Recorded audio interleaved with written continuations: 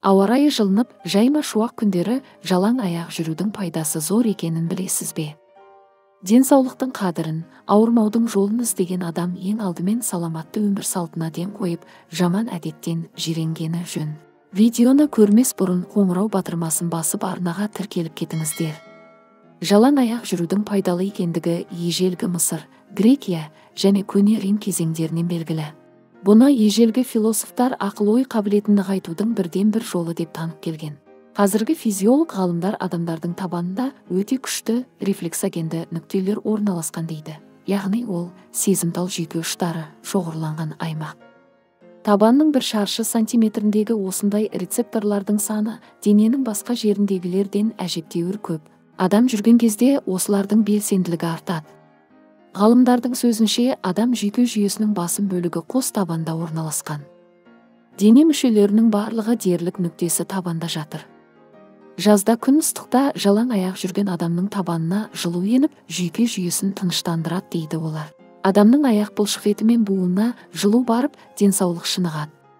Жалаң аяқ жүрудің басқа да пайдасы.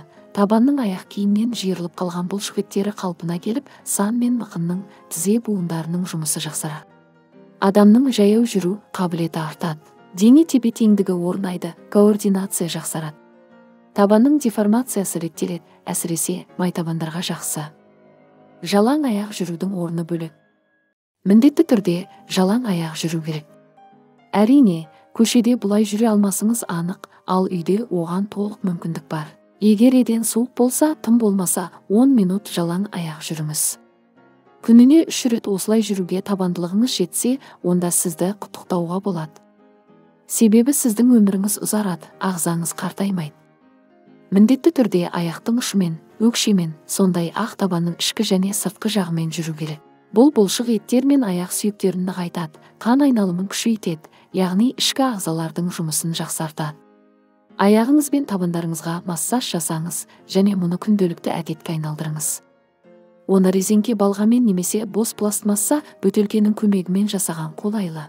Біраз уақыттан соң денеде жағымды жылу пайда болады, ал ең бастысы тыныштық сезімге бөленесіз. Бұл қан айналымын арттырады, аяқты, бүкіл денені тынықтырудың өте тиімді амалы.